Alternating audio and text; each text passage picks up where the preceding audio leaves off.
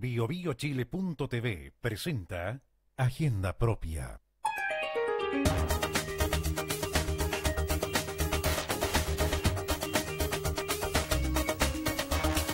Agenda Propia, debate y análisis de actualidad. ¿Cómo está? Aquí estamos para ver la realidad, para analizar la realidad nacional, la actualidad, lo que está ocurriendo, porque tenemos hace ya varios veranos calientes. Están pasando tantas cosas, especialmente este verano, además, en que un gobierno se va y comienza con la operación, pongo comillas, legado, y comienza la otra operación, pues la instalación del nuevo gobierno, con la izquierda complicada. Vamos a hablar de un montón de temas. Hoy día nos acompaña Eduardo Salas, secretario general del PRI. Hola. Hola, ¿qué tal? ¿Cómo estás? Jorge Tarut, diputado del PPD, Tomás Hirsch. Hola, ¿qué tal? Hola. ¿Cómo estás? Humanista, Frente Amplio y viajero, porque acaba de llegar a Chile. Oye, acaba de salir la encuesta Academia, la del día de hoy, y resulta que los chilenos están a favor de la eutanasia. Yo les quiero preguntar de inmediato, ¿están a favor de la eutanasia? En un 68%, es abrumador, porque 68% es un... ¿Están de acuerdo con la eutanasia? ¿Están de acuerdo con los chilenos? Eutanasia significa buen morir. Buen morir, eso significa... Yo quiero morir, no quiero seguir aquí. Pero significa el buen morir. Y yo creo que en esta sociedad en que ya es bastante difícil el buen vivir, me parece que como mínimo la gente debería tener el derecho al buen morir y a no tener que sufrir a veces lo indecible y poder decidir el momento y la forma, por supuesto, en su total cabal. O sea, así que sí estoy de acuerdo, vota a favor. Absolutamente. Tal como se hace en Suiza desde hace mucho tiempo, por ejemplo.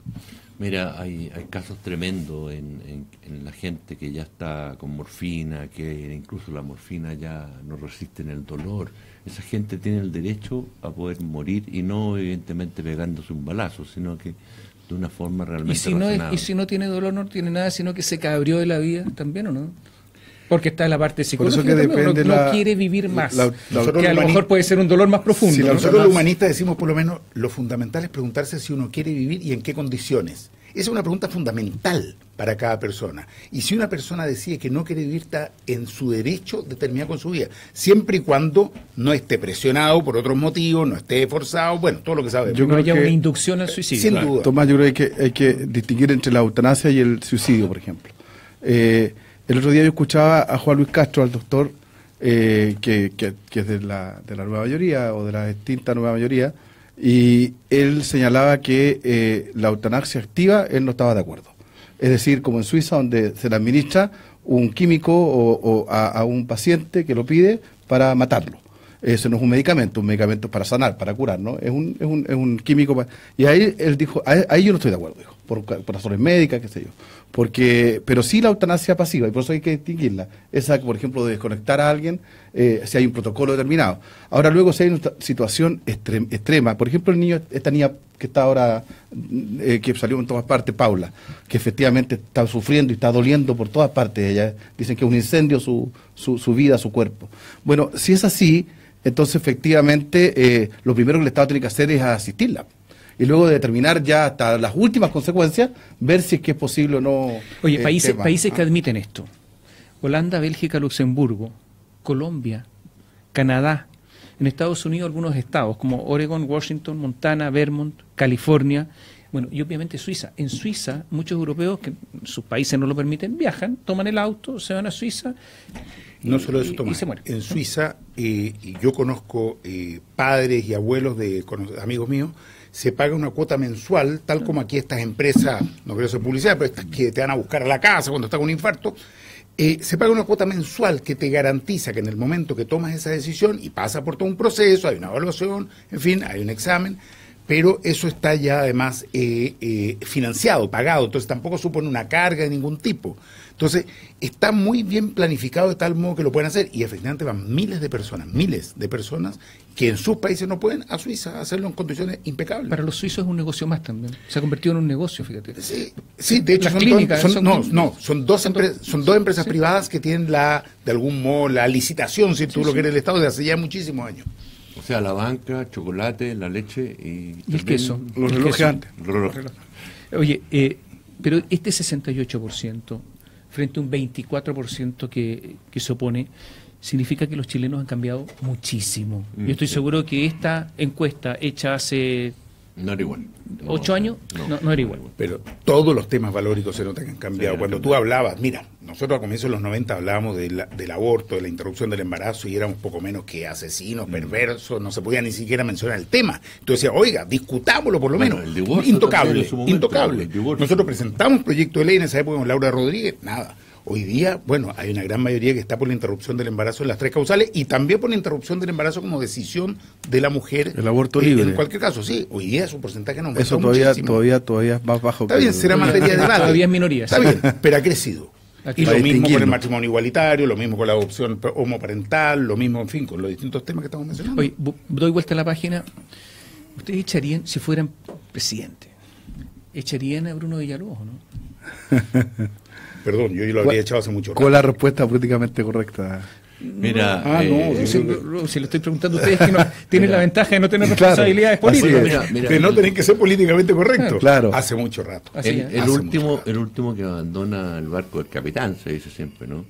La verdad es que irse a Miami en plena crisis, una crisis que estamos viendo gravísima, en donde los fiscales peleando con carabineros, o sea, una situación que no habíamos visto en el pasado, en donde además se señala y se acusa de que habría manipulación de pruebas. Es un hecho gravísimo. Y gravísimo porque incluso tiene connotaciones internacionales, porque Chile pide, ¿no es cierto?, comúnmente, ¿no es cierto?, extradición de personas fugadas. Entonces, ¿qué van a decir los tribunales afuera? A ver, pero la policía fabrica pruebas. Eso es muy grave. Ahora, eso tiene que dilucidarse en definitiva como es. Definitivamente no está resuelto, no sabemos cuál es el lo que ahí ocurrió. Esperemos. Ahora el caso pero solamente déjame decir que el tema viene un poquito antes. Tú preguntas, ¿cuál es el mayor robo que ha habido en la historia de Chile? El mayor robo que ha habido en la historia de Chile. ¿Y quién lo realizó? La policía. Carabineros de Chile, que llevan, no sé, 28.000, 32.000 millones, y nada, él es un tema más de fondo. Perdóname. Yo no sé si el mayor robo, ojo. Ahora, bueno, como llevamos 60 millones de dólares, está bien, han habido unos desfalcos del IVA. En Berlín fueron 70. ¿Ah? En Berlín fueron 70. Ok, echémoslo a competir, Codelco también con el... Pero es un escándalo, y que tú digas que ahí está y no se ese otro tema, yo creo que ahí sería peor sacarlo, tener unas explicaciones inexplicables. Un momento el gobierno en que no aquilató, al parecer, los hechos, cuando se produce el tema del desfalco en Carabineros, porque el mismo general fue el que dijo, mire, no van a haber más de 8 o 9 imputados. Le dijeron, pueden ser 100. Creo que van más de 100 ya. No van a haber más de 2.000 millones de pesos. Pero hoy día van en cuanto 26.000, ¿no? Entonces todo eso es... No, lo que quiero decir con esto es que hubo un momento para que esa decisión se tomara. Hoy día sería bastante ridículo tomarla. Me parece que aquí en Chile hoy día sería bastante ridículo tomarla en un gobierno que está terminando. Se toca bastante poco a las Fuerzas Armadas en general acá en Chile, porque en el Ejército también tuvimos lleno de otros escándalos, el Milico Gate y otros, y en definitiva no pasa nada. Han habido situaciones irregulares con la compra de armamento, de aviones, y no pasa nada. El presidente electo Piñera seguramente la primera semana tomará alguna decisión. Entiendo que ya fue presidente y no lo vi tomar medidas muy claras al respecto. Vamos a ver. Pero, a ver, ustedes lo echarían, ¿no? Si ustedes estuvieran gobernando, lo echarían. Pero no me cabe ninguna duda. Sí, claro. Pero aquí hay un problema en la policía. Y hay una responsabilidad política también, pues. Hay un problema en la policía en general, porque ustedes comprenderán que cuando hay 300 policías, miembros del ejército expertos en alta montaña, aviones de estos que persiguen a los traficantes en las fronteras, globos aerostáticos, drones, y no son capaces de encontrar a José Navarro Lavé, la persona que sustrajo a Emery, estaba ahí mismo, no se cambió lugar. Oye, imagínense en un caso normal, porque este no era un caso normal, no hay 300 policías en un caso normal, no hay nada. Es decir, ese señor se escapa de todas maneras. Aquí hay un problema profundísimo. O sea, aquí el asunto no está funcionando. Yo creo que insisto, por eso creo que hay que entenderlo en un contexto mayor. Yo creo que la relación entre la civilidad y las Fuerzas Armadas y policiales en Chile viene mal desde hace mucho rato. En realidad desde la época de la dictadura. Y nunca se ha resuelto bien ese tema. Y en definitiva siempre han tenido una suerte de fuerte autonomía para operar, para decir. Y pasa en muchos campos. Pasa en el tema de las pensiones. Y no pretendo con esto irme de la pregunta central. Pero el tema de las pensiones que tienen su propio sistema. Ha pasado en Capredena. Han habido escándalos de todo tipo. Y en definitiva siempre siguen actuando por la suya. No tienen capacidad operativa real. No hay una fiscalización adecuada respecto de cómo actúan. El poder civil, desde mi punto de vista, se ha inhibido desde hace demasiado tiempo de poder actuar e intervenir dentro de lo que es la organización y el actuar de las fuerzas militares y policiales. Pero ¿están de acuerdo que no está funcionando el tema? Que no está la persecución policial, me refiero a la indagatoria. Mira, ¿no? Yo comparto lo que ha señalado el presidente electo, es decir, que hay que hacer, ¿no es cierto?, una reorganización sobre todo lo que es la inteligencia, y ahí en la inteligencia siempre los organismos tienen una contrainteligencia para controlar, ¿no es cierto?, porque si se comprueba en definitiva, esperemos lo que diga la justicia, de que hubo manipulación de pruebas, eso es un hecho pero tremendamente grave, atenta en contra de la fe pública, de cualquier ciudadano el día de mañana le pueden inventar pruebas a cualquiera, eso es muy grave realmente. Oye, el crimen organizado, el narcotráfico, el terrorismo, los delitos de alta connotación pública requieren de una policía inteligente, superior.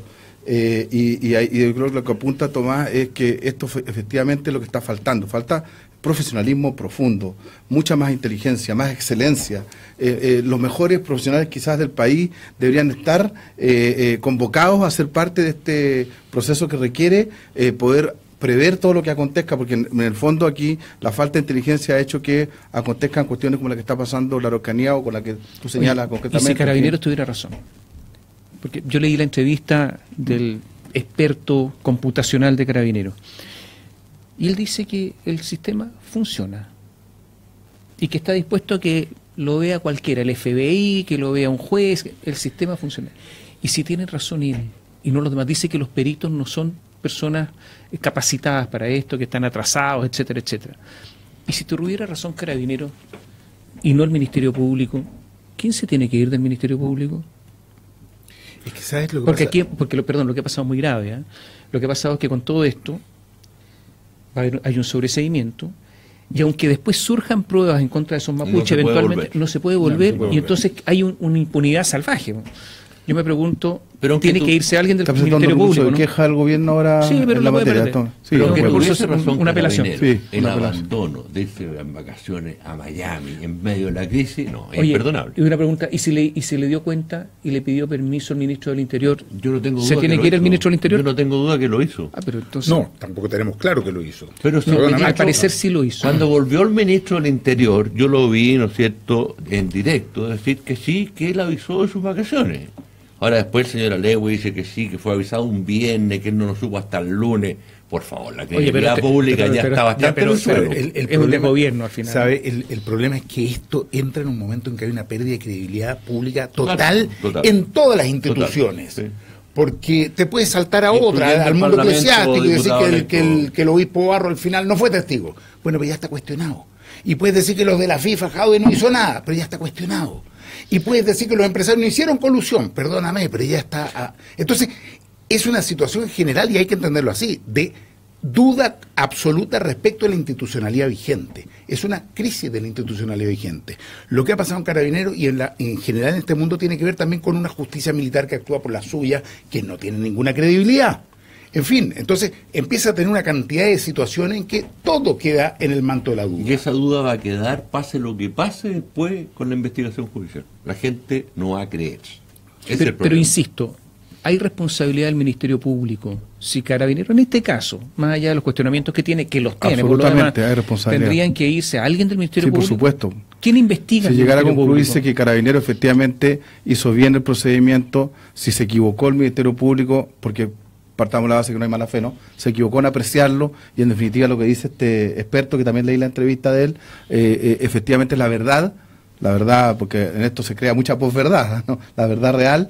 Entonces claramente el Ministerio Público tiene que responder, pues. Es imposible que no... si ellos, un error como este es garrafal, pues. O sea, un error como ese permite un sobreseguimiento.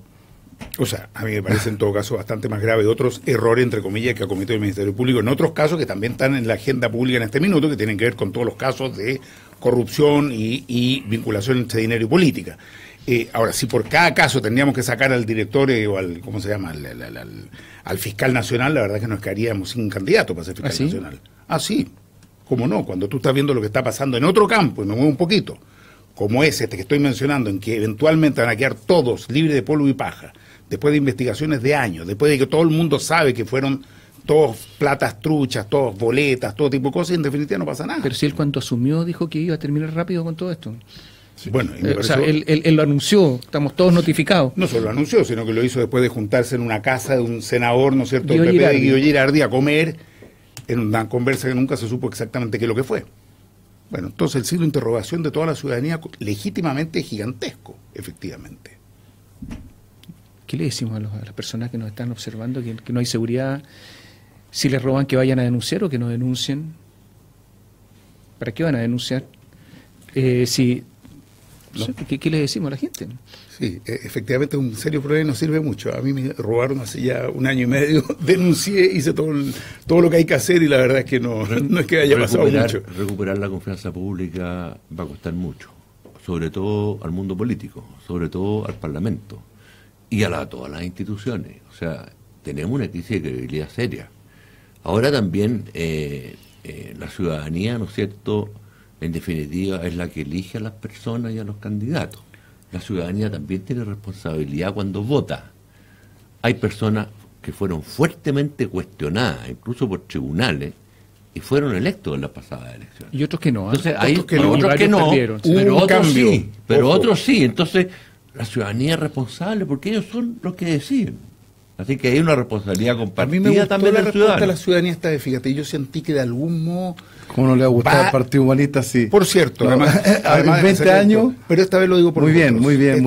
Además, me gustó que la gente de algún modo votara más consciente y sacara a varios, unos que estaban instalados en los años 60 en adelante, que no había cómo moverlos, ¿no es cierto? Otros que se cambiaban de distrito pensando que aquí nadie iba a saber lo que habían estado haciendo, recibiendo platas por allá por el sur. Otros que habían estado redactando proyectos de ley que les mandaban desde las pesqueras u otros lados. No, yo creo que hubo una mayor conciencia esta vez de la población. Oye, hagamos un alto y voy a dejar 2 temas pendientes. ¿Qué les parece? A ver, lo primero es la operación Legado por parte de Michelle Bachelet. ¿Y qué tanto va a influir esta operación Legado en una potencial alianza de lo que queda de la nueva mayoría con el Frente Amplio? Sí. En segundo lugar, se nos vienen los alegatos en La Haya por el tema boliviano. ¿Posibilidades de Chile, posibilidades de Bolivia? Volvemos en un instante.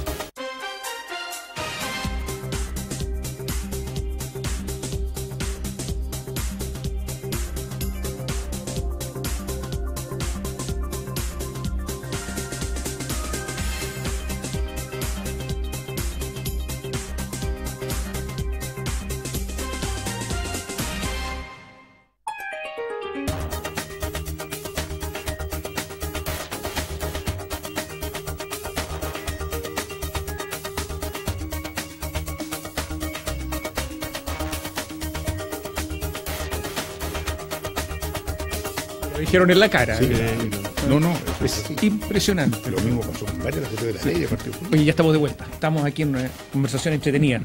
Oye, el legado de Michelle Bachelet, porque hay una operación Legado, digitado el segundo piso, los inteligentes del segundo piso. Ahí siempre dicen que hay gente muy inteligente. Entonces, yo me pregunto si la nueva mayoría quiere tender lazos con el Frente Amplio, que es muy crítico de la gestión de Michelle Bachelet. ¿Esta operación Legado no va a ser una especie de cuña que va a ser imposible una unión de la oposición? Yo creo que hay una operación Legado, pero creo que no hay tal legado. Han habido algunos proyectos, algunas reformas, sin duda los países van avanzando en algunas cuestiones, eso es así, da lo mismo los colores, pasa el tiempo, pero aquí no hay tal legado. Nosotros como Frente Amplio, evidentemente vamos a estar muy atentos cuando el gobierno de la derecha intente retroceder respecto a algunos de los pocos avances que han habido durante este periodo. Nos interesa que esos derechos que se han alcanzado básicamente por procesos de movilización social se mantengan y se acrecienten, cosa que vemos dudoso en este periodo. Vamos a estar ahí presentes, pero aquí no se trata de defender un legado. ¿Qué significa defender el legado? ¿Que en la reforma tributaria terminaron bajándole el impuesto a los más ricos? ¿O el legado es que en la reforma laboral no se les dieron los derechos que le corresponden al mundo sindical? o el legado tiene que ver con que en la educación no se consultó adecuadamente de los profesores y no se fortalece aquello que se requiere. Entonces, me parece discutible lo del legado. Que hay otras cuestiones en que se ha avanzado, por cierto, pero eso ha sido un efecto de un gran trabajo de movilización conjunto de la sociedad chilena. ¿Eso puede ser una cuña en una unión eventual de la oposición? ¿Un problema? Es que yo no sé si aquí tenemos que decir una unión general de la oposición. Acá hay algunos están planteando eso. Bueno, pero acá hay tres grandes miradas para el país. Hay una derecha que plantea mantener o profundizar un modelo. Hay una nueva mayoría, o lo que queda de ella, que plantea reformar dentro del sistema ese modelo. Y hay un Frente Amplio que plantea modificaciones estructurales a ese modelo. En el caso de la AFP es re claro. Mantener la AFP, reformitas a la AFP, terminar con la AFP. Y lo mismo lo puedes reproducir en distintos temas. Así que eso de una gran oposición, no, si somos proyectos distintos. Por algo hemos levantado candidatura, una bancada parlamentaria, una coalición de partidos, porque somos otro proyecto. Ahora, ¿podremos dialogar? Por supuesto que sí. Yo soy, y lo he dicho en varias entrevistas, yo creo que no hay que negarle la sal y el agua a nadie, eso es absurdo. Es un parlamento para parlamentar, y para discutir y para ver cómo mejoran las cosas. Pero de ahí a plantearnos, mira, ahora de pronto hay una sola oposición, no nos confundamos. Hay miradas de país que no son exactamente las mismas. Te lo digo yo, que nosotros fuimos fundadores de la concertación, fuimos parte de la concertación y nos retiramos de la concertación. Yo no sé si preguntar a Jorge Tarúd esto por una razón muy simple, porque en el PPD hay tantas dificultades internas que no sé si tienen una visión. Se han convertido en un partido pequeño, de verdad, a veces yo diría en la Cámara de Diputados microscópico, sí. Hay que tener lupa para verlo. Sí, a ver. Entonces, pero sí, me gustaría también hablar del PPD, pero... No, ¿qué posición? No puedo preguntar por una posición del PPD porque el PPD tiene una discusión interna, entonces por una posición más bien personal. Sí, claro, no. A ver, yo comparto de que no vamos a tener una sola oposición en el Congreso. Es decir, en algunos puntos habrá similitudes con el Frente Amplio, en otros van a haber diferencias, se va a votar en forma diferente. No va a haber un bloque. Además, la nueva mayoría se termina el 11 de marzo. La nueva mayoría se termina el 11 de marzo. ¿Qué va a hacer la democracia cristiana? No lo sabemos. ¿Qué va a pasar con nosotros? Tampoco lo sabemos. El PPD tiene que fijar una línea política definida y clara, porque no la ha tenido. El PPD ha sido ambiguo. Hay momentos que hemos estado en el centro izquierda y hay momentos que hemos estado a la izquierda del Partido Comunista. Entonces la gente no entiende cuál es la postura del PPD. Hay que fijar nuestra política. Ahora quedamos disminuidos en la Cámara de Diputados, con 8 diputados, y no con una Cámara de 120, de 155. Entonces realmente, bueno, hay definiciones claras que tomar, pero bueno, yo espero por el bien del país de que no se niegue la sal y el agua. Esa frase nos costó muy caro después en la historia, en el gobierno de Frei Montalva. Hay que rechazar lo que estimamos malo, pero no todo es malo lo que propone un gobierno, cualquier gobierno. Esas cosas son buenas, se pueden mejorar. Hay que avanzar en una forma, yo diría, que le dé tranquilidad también al país. La gente vio una polarización muy fuerte en la elección pasada. Mucha gente tuvo temor de lo que iba a pasar. Mucha gente pensó que nos iba a reconocer el triunfo. O sea, llegamos a un momento muy tensionado en la pasada elección. Y afortunadamente, bueno, se dio un ejemplo republicano y demócrata. Algunos dicen que el invento... La frase, digamos, más que el invento, la frase esta de Chilezuela fue muy fuerte. Bueno, no digo que haya sido decisiva, pero... que algunas cuñas fueron malas también, hasta la victoria siempre, todas estas cosas, como que anduvieron asustando a algunos. Anduvo mal el candidato, ¿no? Bueno, son cuñas que a veces los asesores se equivocan. El candidato lo eligieron por las encuestas.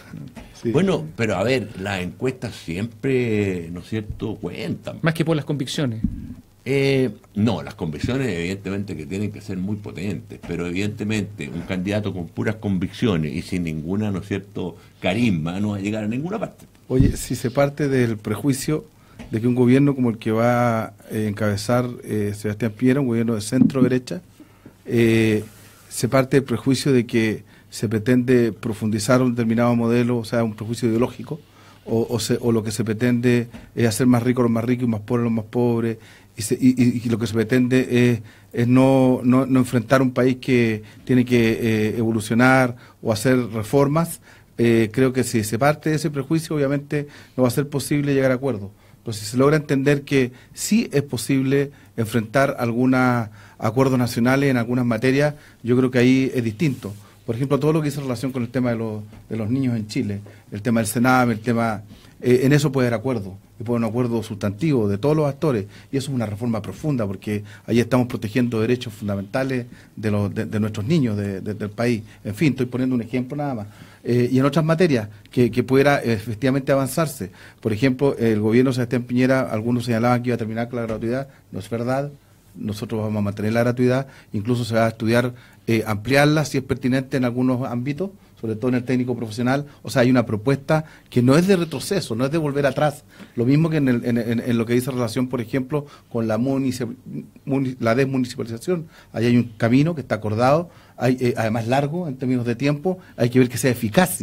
Si aquí el tema es que, como decía este chino, ¿no?, el Deng Xiaoping, lo importante no es el corro del gato, sino que caza ratones, y aquí estamos hablando de que tiene que haber mecanismos que permitan mejorar los temas sociales. Entonces hay un gobierno que tiene una impronta también reformista, desde otra perspectiva, obviamente, tiene otras fuentes, pero no es que vaya a encontrarte con un gobierno reaccionario, creo que eso no es verdad, y eso lo va a demostrar la realidad. A propósito de oposición, hay algunos que dicen que la nueva mayoría no se dan cuenta que el interés del Frente Amplio es reemplazar a la nueva mayoría, que no exista. Yo no lo comparto, puede que otros sí, yo no lo comparto. El interés del Frente Amplio es mostrar otro camino posible para Chile. Va a estar la derecha, va a hacer su proyecto de ley, va a hacer su gobierno, y nosotros queremos mostrar que es posible hacer las cosas de otro modo. Y aspiramos a ser gobierno en un futuro. Ojalá en 4 años, y si no serán 4 será más adelante. Y queremos preparar equipos humanos, y queremos legislar adecuadamente, queremos presentar proyectos de ley sólidos, queremos fortalecernos en los territorios. Yo la verdad, y he estado en todas las reuniones, creo que no me ha saltado ninguna, nunca he escuchado que nuestro tema está en la nueva mayoría. Nuestro tema está en hacer lo nuestro bien, en avanzar, en trabajar, en presentar proyectos. No está la mirada puesta así. Yo sé que la política tradicional se la mira de ese modo, y me podrá decir que soy un ingenuo, puede ser, pero al menos esa reunión yo me la salté, porque en todas las que he estado, la mirada ha estado puesta de otra manera. Vamos a tener un gobierno de derecha, y desde ese punto de vista yo creo que además, ¿por qué no dejar los eufemismos de lado? Cuando está la UDI, RN, Eópolis, que han dicho además que son de derecha, y no tienen ninguna inhibición de decirlo, una nueva derecha, una derecha social, lo que tú quieras, no es de centro derecha, definitivamente no es de centro derecha, es de derecha.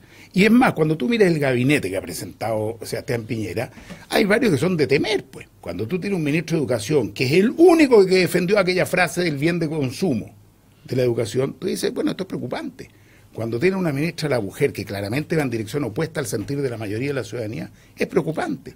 Cuando tiene un ministro que es uno de los empresarios más grandes del país, a cargo de los problemas de la pobreza, tú dices, bueno, esta es la mirada asistencialista de comienzo del siglo XX.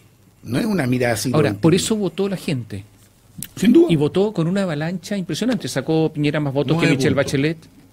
Sacó, o sea, fue una no, pero sacó más votos que Michelle Bachelet. Sí. Es una cosa alucinante. Correcto. Que Frey, pero eso no hay inhibe, que respetar la mayoría. Por supuesto, pero eso no inhibe que uno tenga su opinión, porque como yo no voté por él, tengo la. No, lo que digo es que pese a todo eso. Sí, y yo creo que eso es más complejo, y hay que analizar bien por qué votó por la. Uno de cada 3 votantes de Beatriz Sánchez lo hicieron por Sebastián Piñera. Yo no he visto que se le haya preguntado a uno de cada 3 votantes. No, hay una encuesta y se han hecho estudios. Pero algún porcentaje debe haber. Por cierto, eso te pasa. Y yo te digo la gente no tiene esos prejuicios de que esta es la derecha, yo mismo te la lo reacción. Digo, que muchos votaron por el Frente Amplio o por Piñera como una forma incluso de castigar a la nueva mayoría, porque la gente estaba muy enojada. Yo lo que descubrí, siendo candidato, estando en el metro, recorriendo la población, es que la gente estaba muy enojada, muy choreada, se siente muy indefensa, se siente que la han dejado votar. Entonces la gente expresa ese enojo, o no votando, que lamentablemente una gran mayoría que no vota, o bien votando por otras opciones. Eso es. ¿Cambió el tema? Rápidamente. Bolivia. Sí, es que vienen los alegatos. Vienen los alegatos de Bolivia. ¿Mar para Bolivia, sí o no? Ay, mire, a mí me cuesta el tema porque yo soy hijo de madre boliviana, por lo tanto, y gran parte de mi familia era de Santa Cruz y de La Paz, así que por lo tanto tengo una mirada con respecto, soy ariqueño además, me tocó estar muy en contacto con toda esa zona, y creo que este es un tema que Chile no ha sabido enfrentar bien en un proceso largo de tiempo, no estoy hablando de hoy, de estos últimos años. Pero hoy día, ¿mal para Bolivia? Yo diría que nosotros vamos a de alguna manera sentirnos obligados a conversar el tema. ese tema es un tema que se va a tener que conversar. Sí, pero luego soberanía, ese es el tema de fondo. ¿Sí o no? ¿Soberanía o no? Cuando tú me dices mar para Bolivia, ¿de qué manera el mar? Bueno, lo que pide Bolivia es soberanía, por eso pregunto. ¿Mar para Bolivia? Yo creo, de alguna manera, un enclave, un corredor, lo que sea. Para que eso sea posible, no depende solo de Chile y Bolivia, también depende, por ejemplo, del Perú. No es posible si no se cuenta con el Perú. Pero más allá de la posición de Perú, ¿sí o no? Yo diría que es un tema que no habría que estar nunca, no debería estar nunca en nuestra agenda general, no disponible para conversar. Yo te lo decía clarito porque lo vengo diciendo de 1983. Sí, mar para Bolivia, hemos creído que Chile tiene que hacer un gesto hacia Latinoamérica de vincularse, acercarse, y eso pasa por resolver el problema con Bolivia. Mar para Bolivia, con soberanía, lo hemos planteado siempre, en los años 80 era terrorífico decirlo, creo que hoy día hay mucha más gente que tiene conciencia que tenemos que buscar integración, y es una decisión política, y luego los técnicos se pongan a trabajar, y cuando me preguntan cuál es la fórmula, mire, que los técnicos vean si es un enclave, si es una pasada, si es un puente, pero la decisión política, a la que tarde o temprano además creo que vamos a llegar, porque espero que se va a razonar. Mar soberano dices tú, ¿no? Mar soberano. Sí. Mar para Bolivia, con soberanía, en algún espacio, en algún punto y con alguna solución. Sé que Jorge tiene otra mirada, evidentemente, y la dejo clarita acá, es la que hemos tenido los humanistas desde siempre. Bueno, yo les pediría a los dos, si están de acuerdo en que hagamos un plebiscito y le preguntemos a las chilenas y los chilenos. No está en nuestra Constitución. Yo presenté un proyecto para que haya plebiscito, por si acaso, para que el presidente de la República pueda convocar en temas de relevancia como este, ¿ya? Y preguntémosle a los chilenos a ver qué opinan. Pues. Tendría que responderle. Porque, claro, ese es un punto. En segundo lugar, yo quiero señalar de que Evo Morales ha sido extremadamente agresivo con Chile. Que somos ladrones, que somos saqueadores, que somos... Lo último que dijo la semana pasada es contrabandista. Bueno, él está en campaña, él viene ahora acá, ¿no es cierto?, al cambio de mando, después se va a La Haya. Inédito que un jefe de Estado haya ido a La Haya. Él nos está utilizando en campaña. Bueno, él tendrá su política, pero yo quiero decirle lo siguiente. Ningún país en el mundo, a ningún país en el mundo, ninguna corte tiene la potestad para obligarlo a negociar su propio territorio. A ninguno. Y yo no conozco país ninguno que haya hecho entrega de su territorio. ¿Estamos dispuestos al diálogo con Bolivia? Por supuesto, y lo hemos manifestado. Le ofrecimos relaciones diplomáticas a nivel de embajadores. Nos dijeron que no. Primero entréguenos soberanía, después abrimos relaciones. Por favor. Sí, en diplomacia hay que conversar, pues. Tomás fue embajador, así que sabe que el diálogo es lo fundamental. No, estamos a nivel consular. Bueno, pero yo les digo una cosa. Pasando La Haya, y yo espero que el fallo sea favorable a Chile, porque de lo contrario, la Corte abre una situación muy difícil para toda la comunidad internacional. Le van a decir a Estados Unidos, a Rusia, a China, usted tiene que negociar su propio territorio. Por favor. Entonces, diálogo sí, pero Bolivia ha tenido permanente acceso al mar durante más de 100 años. Nos cuesta $200 millones al año a todos los chilenos, las garantías que le damos, depositar su mercadería un año gratis, etcétera. Toda la infraestructura la pone Chile. Estamos cumpliendo con el Tratado de 1904. Entonces, diálogo sí, mayores facilidades si es posible, sí. Pero preguntémosle a los chilenos, ¿están de acuerdo en entregar soberanía? Oye, pero estamos terminando, ¿no? Sí, parece que sí. Pero una pregunta básica. ¿Cómo le va a ir a Chile? ¿Qué creen ustedes? No tengo la menor idea. Yo creo que la Corte va a instar al diálogo, va a instar a que se converse. ¿Pero obligar? Lo que pasa es que los fallos de la Corte obligan, es decir, no simplemente se inspiran. Yo creo que va a fallar para que haya alguna forma de diálogo. Pero necesito decir una cosa. Bienvenido plebiscito, estamos totalmente de acuerdo. Pero ojo, para que haya un plebiscito primero tiene que haber una oportunidad que no sea como el de Pinochet, pues. Tiene que haber la oportunidad de explicar adecuadamente las distintas miradas. Porque hasta acá se ha instalado una como la perfecta y la otra como la terrible. Como el que no se hizo respecto de Tacna en el año 29, después del 29. Yo me quedo con la de Pinochet, que es más cercana. Mira, yo lo único que puedo decir es que creo que la Corte, que se ha caracterizado por tener, uno revisa los fallos de esta Corte en estas materias, creo que siempre va a buscar un camino distinto del que se piensa. Lo hizo de alguna manera con el fallo con Perú, no, que fue 100% conforme a derecho, que fue muy especial la manera en cómo dibujó el mapa, en fin. Inexplicable. Entonces, tengo la impresión de que esta Corte va a hacer algo similar en esta oportunidad. Le va a dar a ambos y de alguna manera va a abrir una circunstancia nueva, distinta. Yo me quedo callado. Surprise. Encontrémonos en marzo. Encontrémonos en marzo. Yo voy a dar una opinión personal. Yo creo que la posición de Chile es dificilísima. Bueno, a eso me refería. Esa es mi impresión. Primero porque hay fallos internacionales en que actos unilaterales de los Estados han obligado. Y en segundo lugar, hay algún fallo que obliga a negociar por ahí. Hay varios. Y por cierta declaración independiente, soberana. Por ejemplo, pero límite fronterizo. Si tú lees la carta... No han estado en duda cuando no ha habido tratado, las tratativas... A mí me diría que a nivel de relaciones exteriores del Ministerio y de Gobierno se está intuyendo que la cosa viene no hay antecedentes. El año 51, 52 están las cartas, yo las he leído completas, de cómo se avanzó en esa oportunidad. Para terminar, pongo una pregunta sobre la mesa. ¿Cuándo en materia internacional, cuáles son las causales de extinción de una oferta en materia internacional? La extinción de una oferta. Yo reprobé esa. No. Bueno, cuando rechazaba en primer lugar. Yo les digo que le he hecho esta pregunta a internacionalistas connotados. Cuando rechazaba. Y se han quedado absolutamente callados porque este es uno de los temas que se va a discutir en La Haya en algunos días cuando más. Chile ofreció canje territorial, porque fue un ofrecimiento de canje, fue rechazado por Bolivia. Pero hay varias. Lo que pasa es que como ha habido varias ofertas, el tema está complicado. Pero bueno, nos encontramos después. No es fácil. De todas maneras. Muy bien. Gracias por acompañarnos. Chao. Gracias.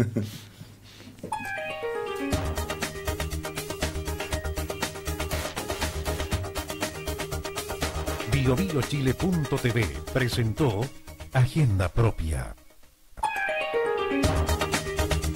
Agenda Propia, debate y análisis de actualidad. Agenda Propia es una producción de BioBioChile.tv.